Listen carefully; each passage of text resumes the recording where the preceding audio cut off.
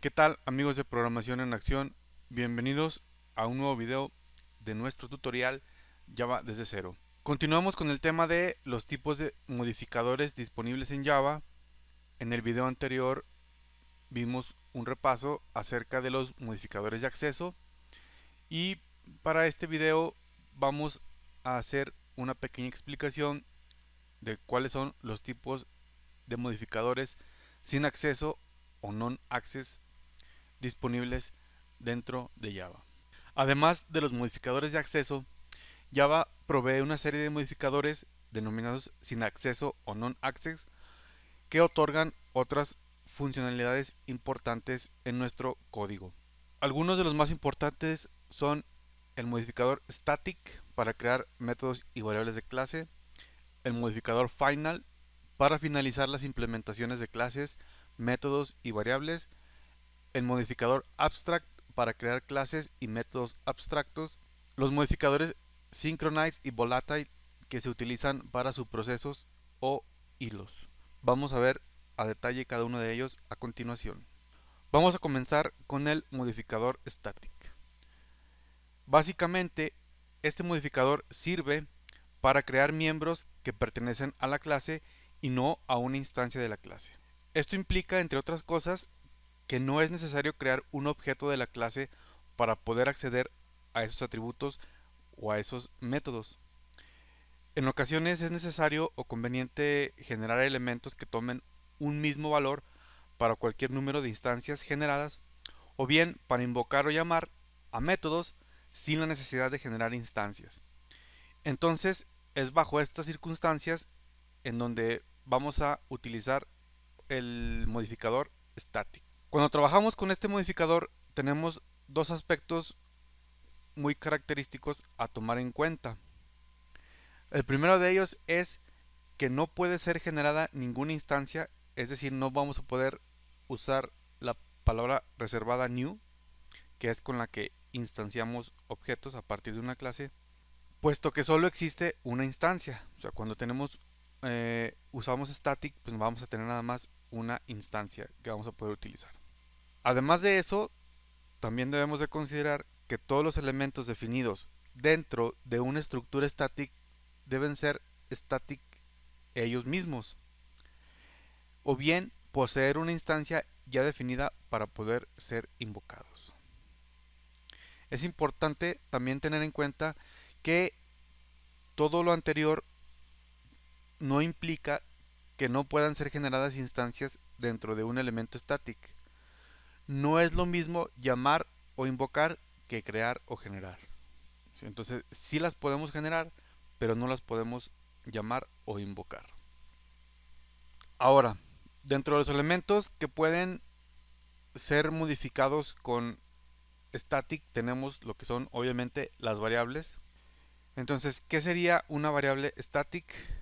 Cuando utilizamos el modificador static en una variable, lo usamos para crear variables que existirán independientemente de cualquier instancia creada para la clase. Es decir, que solo existe una copia de la variable estática independientemente del número de instancias de la clase. Las variables estáticas también se conocen como variables de clase. Las variables locales no pueden declararse estáticas. Después tenemos lo que serían los métodos static.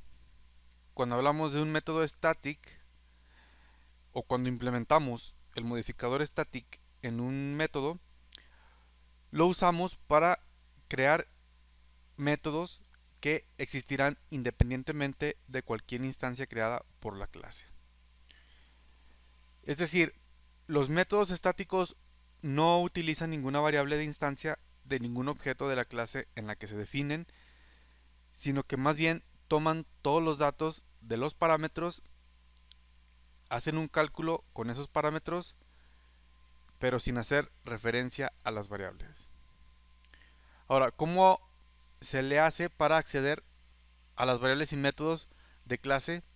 Pues vamos a utilizar el nombre de la clase seguido de un punto y el nombre de la variable o método. Ya les habían comentado es la notación de punto. Lo vamos a ver más a detalle cuando entremos a programación orientada a objetos. Y aquí tenemos un ejemplo. Yo tengo esta clase que es un contador de instancia. Lo que va a hacer es que me va a ir contando cuántas instancias voy creando o cuántos objetos voy creando a partir de esta clase. Entonces, inicio esta variable, número de instancias es igual a 0. Obviamente aquí todavía no tenemos creado ningún objeto. Tengo este método, un getter. Ya les había mencionado también de eso, de los métodos getters y setters. Se llama getCuenta, en donde yo voy a obtener el valor de la cuenta, o sea, de cuántos lleva contados. ¿Y qué voy a leer? Pues voy a leer este número de instancias, que en este caso todavía como no se altera sería 0. Y aquí en este método agregar instancia, yo voy a agregar, voy a ir sumando 1 a esta variable, por eso es el más, este es un operador de incremento, voy a ir a incrementar en 1 el valor de la variable instancia. Y yo tengo este método que es el contador instancia, que sería mi constructor. Entonces cada vez que yo cree un contador de instancia o cada vez que yo instancie este método constructor, se va a generar un objeto nuevo y entonces yo voy a utilizar el método agregar instancia, que sería este. Bueno, aquí sería con minúscula, con minúscula, sí, tiene que estar igual acá. Entonces yo mando a llamar este método y este método me dice que tengo que incrementar en 1 la variable número instancias.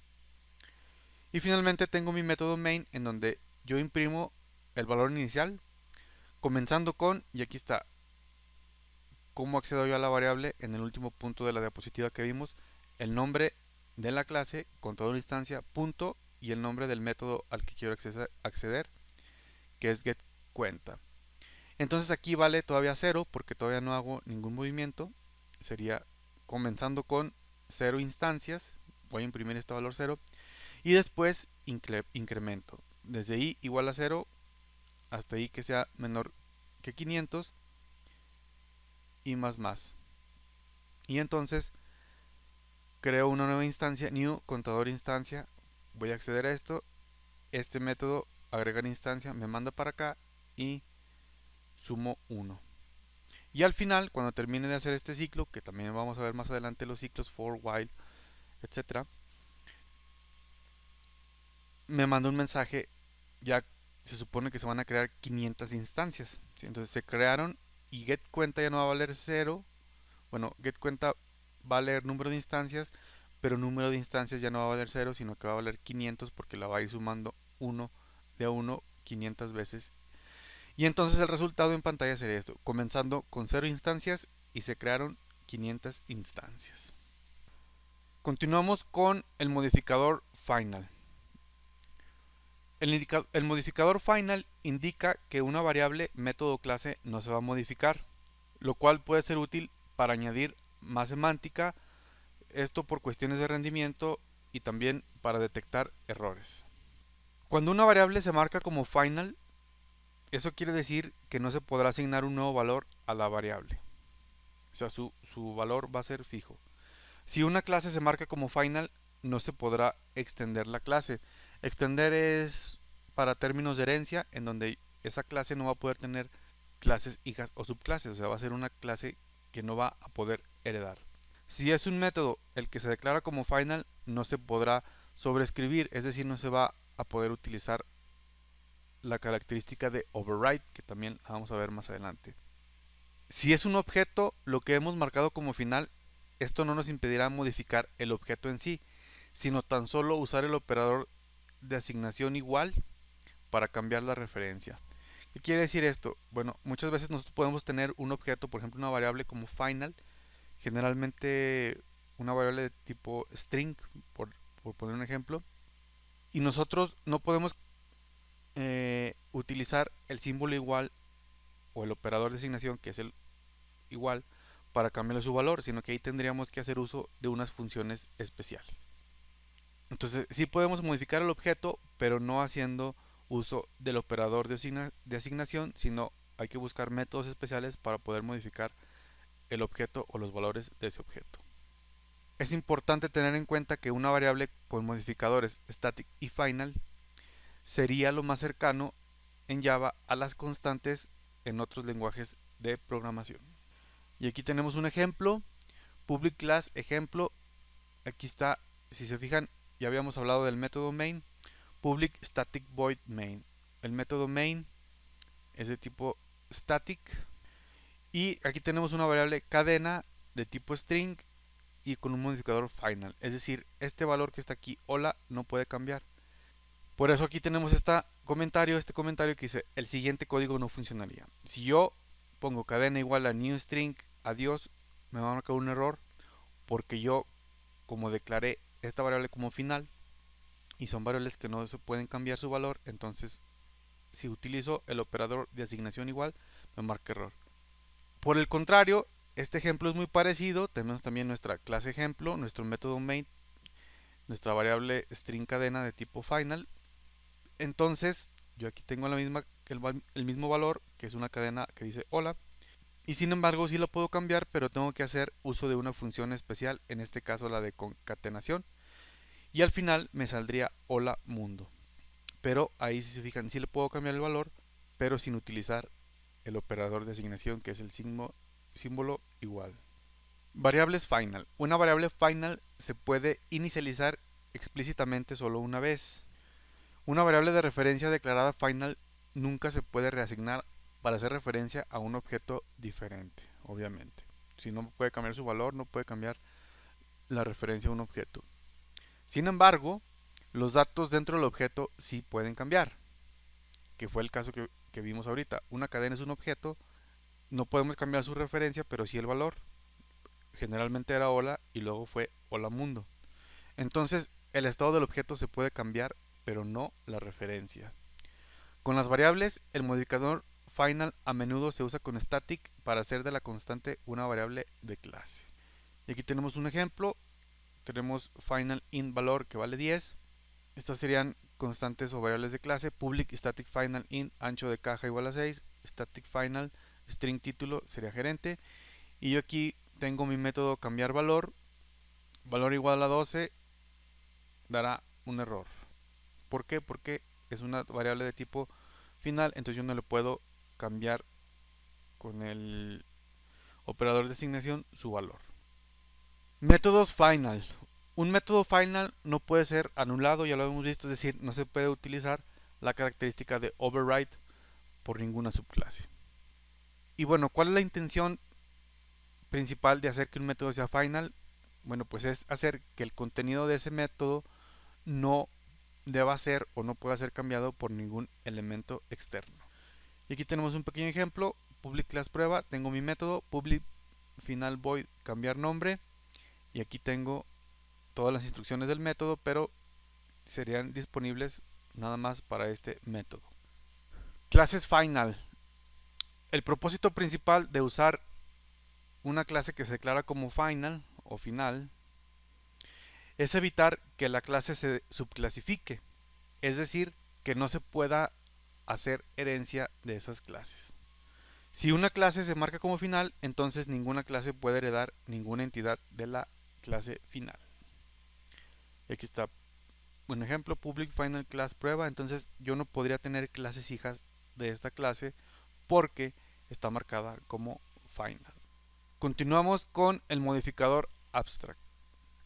La palabra clave abstract indica que no se provee una implementación para un cierto método, sino más bien que la implementación vendrá dada por las clases que extiendan o que hereden de la clase padre.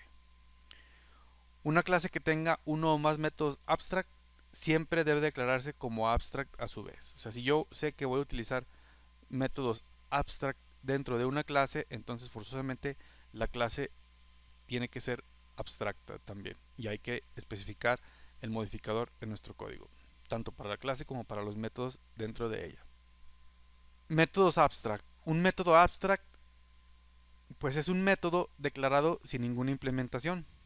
Es decir, nada más se declara en la clase padre, pero no se le añade ninguna función.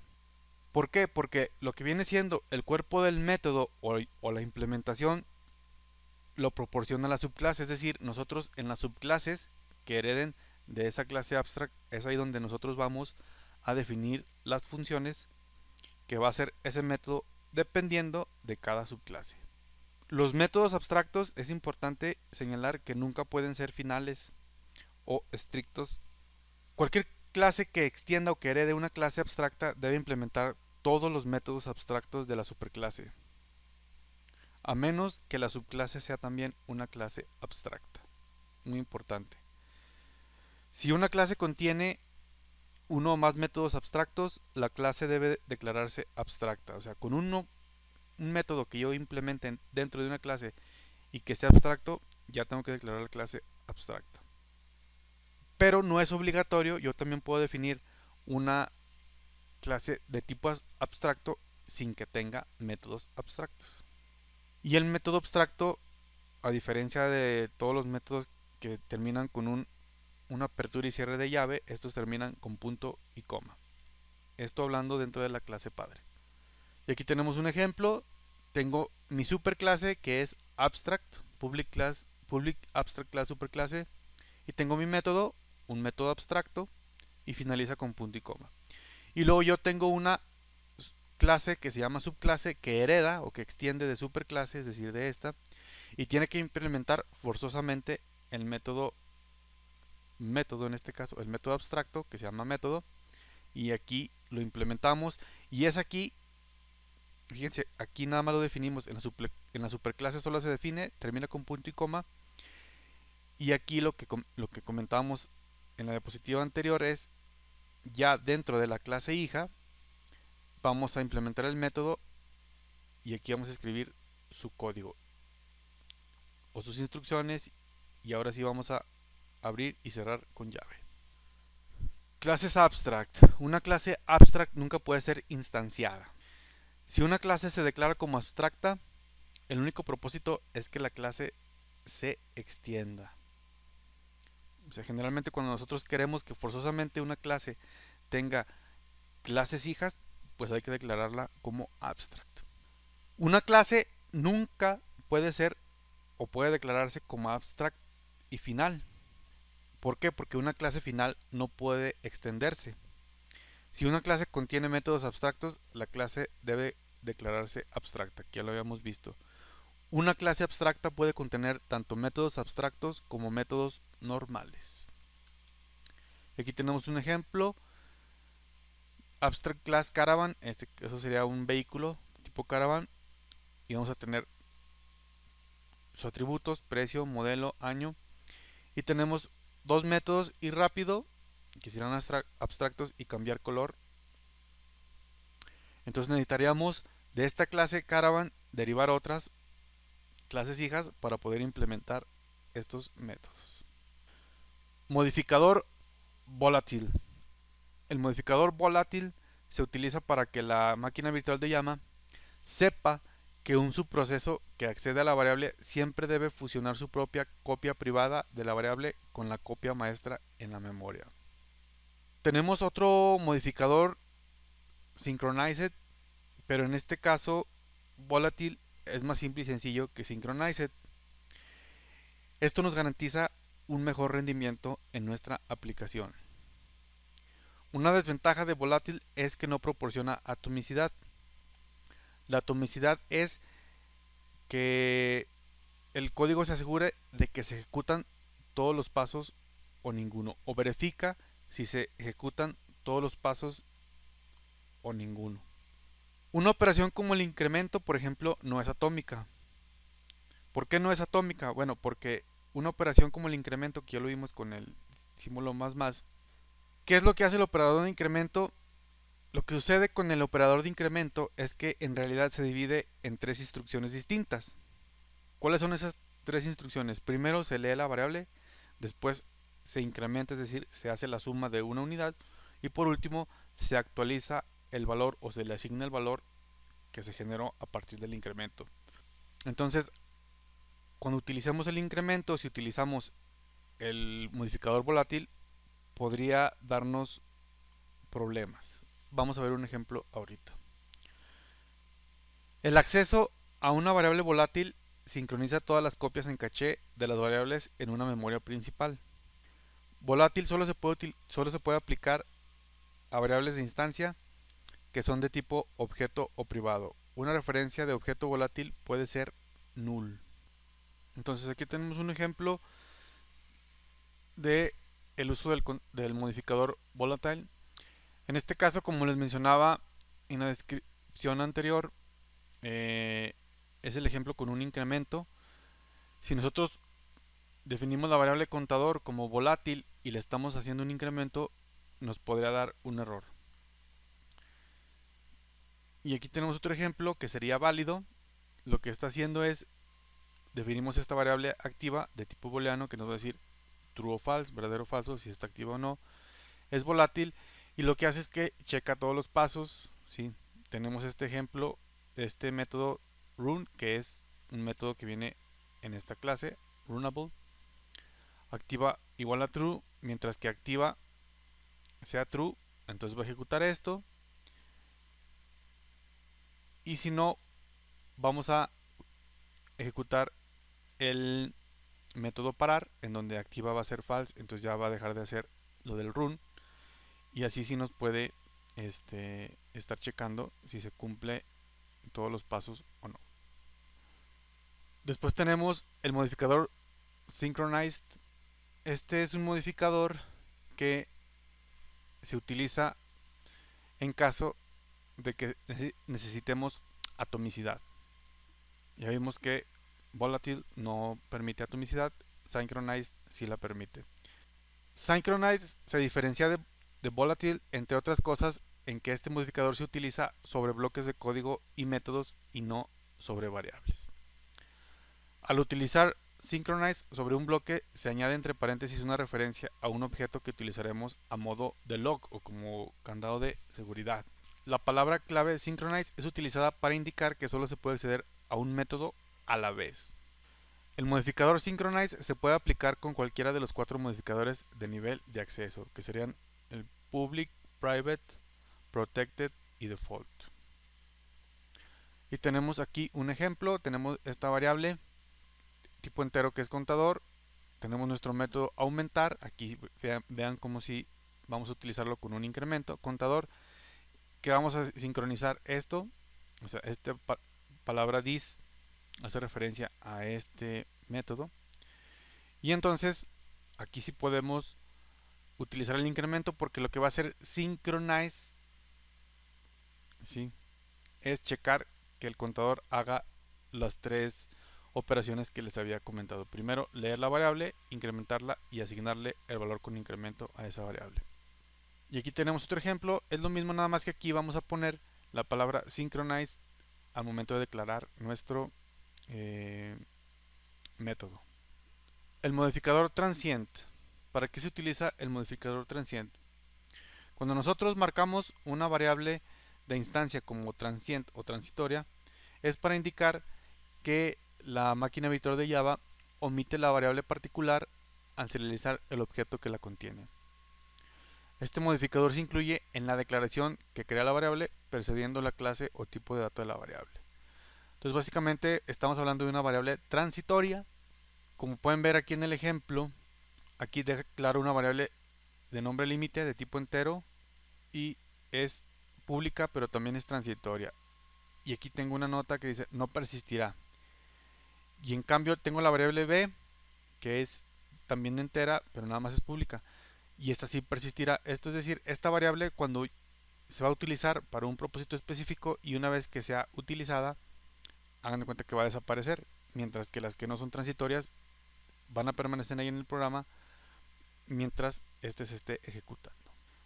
Tenemos el modificador strictfp.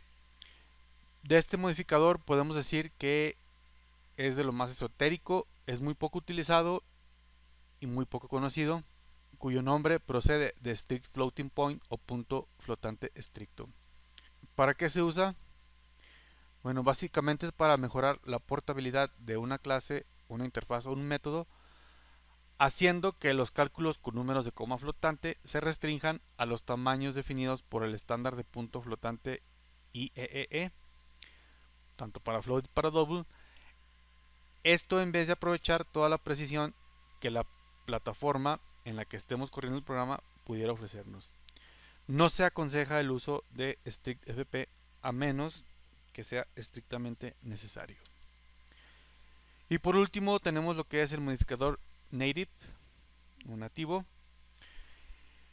Y básicamente este modificador es utilizado cuando dentro de nuestro código de Java insertamos métodos que están escritos en un lenguaje distinto a Java, que normalmente son en C y C++ o ensamblador. La forma más común para implementar estos métodos es utilizar la Java Native Interface. ¿Sí? Entonces, cuando nosotros nos apoyamos de código, métodos escritos en un código de otro lenguaje y los queremos incrustar en Java, necesitamos hacer uso del modificador native para decirle al intérprete y al compilador de Java que ese código no es de Java y que lo tiene que interpretar de acuerdo al lenguaje original en que fueron escritos. Entonces, hasta aquí el tema de modificadores de acceso. Muchas gracias por sintonizarnos. Nos vemos en el próximo video. No olviden darle like a este video, suscribirse al canal y activar la campanita de notificaciones. Hasta pronto.